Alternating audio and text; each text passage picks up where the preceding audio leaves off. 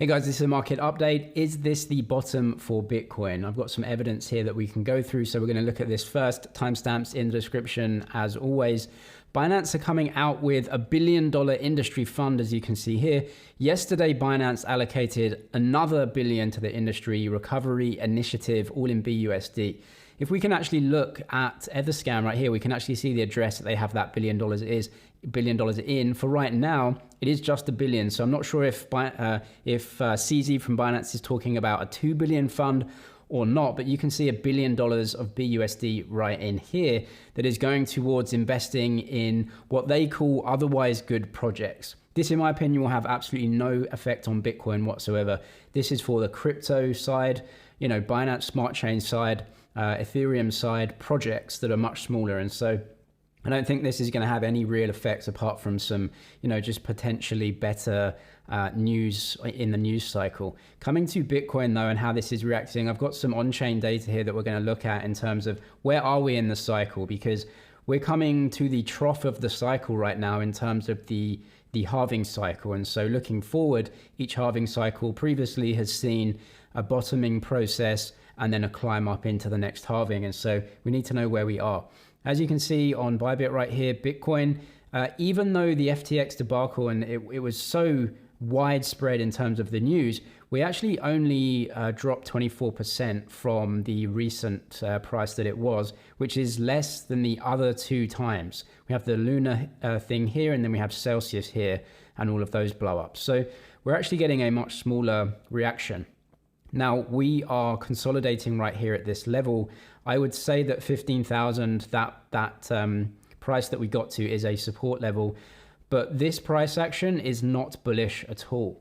At best, this is a consolidation, which we've gone through previously in these times. So we had a sell-off here, we had a consolidation here, then we had a much larger consolidation where confidence was coming back in, and then the FTX thing. So at this point, as you can see, we are still under the 100-period moving average. We're still in a downtrend, and consolidation is probably the best option right now.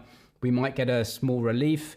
Let's look at the macro though later on in this video as to what's happening, because a lot of people are potentially suggesting, yeah, this feels like it could be a local bottom at least, maybe not the actual price bottom for Bitcoin, but there is some positivity. On the ETH side of things are really different. We'll talk about the Bitcoin mining cycle and how that affects BTC versus ETH and BNB, which have actually, outperformed, to be honest, in terms of their price action. And this is because they don't have that big overhang of supply coming onto the market. Ethereum has basically no supply anymore, right? It's either static or declining based on usage. Same for BNB, and they're benefiting from that short term. Longer term's a different story in terms of what value do you place on decentralization versus a smart contract chain. So that's different, but as we can see, Ethereum actually dropped more, 35% from its local high price, but it also rallied way more than BTC. You can see we're actually just printing a higher low for Ethereum, which is decently attractive price action, right? Where you go to Bitcoin, we're not doing that at all. So you've got the miners who are capitulating, very difficult, general bad sentiment, and the ability of large institutions to short Bitcoin a lot easier than others. That is just having a very bad supply effect on BTC. Everyone that is risk off is going towards stable coins. So I think Bitcoin is having a really bad time of things right now in terms of all of those inputs to it. What we have to look at then is the larger cycle of miners capitulating versus the run up into the next halving, which is coming in 2024. The price usually appreciates in anticipation of that. If you want to trade on Bybit, if you're a short-term trader, link in description to a $4,000 deposit bonus, free spot trading on here as well. So if you trade in the spot market, zero commission across all pairs, check that link in the description. What we can come to is the on-chain analysis, the shrimp index and the whale index. Who was actually buying and selling during this massive, sell-off through FTX? Well, it was essentially retail investors. So they've been picking up the bags. As you can see, the shrimp net positions are mooning right here, right? The most ever, and one of the largest ever pickups from shrimps in terms of the Bitcoin supply. Now, who was selling it, right? If these guys are picking up, who's actually selling Bitcoin off? So you can see a massive pickup in shrimps. That is anyone with under 1 BTC in their wallet. Then we go to Crabs, which is 1 to 10 BTC, and another spike. So these guys are also increasing their positions by a very large amount. These are probably small retail investors. Even 1 to 10, you would still consider retail, or maybe, some smaller, much smaller institutions right here. Maybe some family offices or just some, small traders. And then fish to sharks, even these guys were picking up a ton of BTC. So that's 10 to 1,000 Bitcoin, a massive amount of pickup from them. But if we come to whales, so this is 1,000 BTC or over. I mean, that's a big account, right? You're talking about very large institutions, but probably miners as well. These guys were essentially dumping a lot of their coins, as you can see here. These guys were not picking up. So what this is, as we can see as well, is that the miners have capitulated right here. So miners are having a really bad time of it. They are, faced with high cost, and they just can't sell their Bitcoin for a profit, hence why they're capitulating. So we've got all of this. We've got all of the negative energy in the Bitcoin space, all of the, negativity around crypto and frauds and all this criminal activity and all this. And Bitcoin miners are having a terrible time of it, which all feeds into a narrative of a potential capitulation bottom and then looking forward to the next halving. It's very difficult to time these things, but we are in a massive capitulation from miners, with smaller entities picking up the bags for now. How long can these smaller entities keep doing this? Do they have extra funds to dip in and actually get into the market? Can they support this price? Or are miners going to just, drip it lower and lower and lower until maybe 6 or 7 months time, when the narrative around the halving actually really picks up? Very difficult to tell, but there are a lot of capitulation factors and evidence that we're seeing right here. We're also starting to get some institutions start to drip feed out their Bitcoin halving narratives, as we are nearing what would typically be the trough of a cycle. So according to Pantera, or according to the data that Pantera is showing us here, Bitcoin historically bottoms around 477 days prior to the next halving. And as you can see here, if history were to repeat itself, the price of Bitcoin would trough around December 30th, 2022. So not far away. Now, these dates are not exact. And of course, external factors have a massive influence here, which I'll talk about right now. But as we can see, Bitcoin halvings do follow a pattern. And in each one of these, it's the same thing, where you get the sell-off from the previous blow-off top, you get a rally into the halving. So it's not the halving that changes the price or the direction of travel of the price. It's actually anticipation of that halving. So that happened in 2012 and 2015, 16, 2019. You can see here, each time it rallies a little bit into the halving. Now, the previous halving right here, as you can see, 2020, it actually didn't rally that much, right? We actually came down, and we didn't rally massively into this halving, as you can see here. What actually helped a lot was potentially the halving, but what happened here was the largest, most unprecedented amount of money printing that's ever occurred in human history.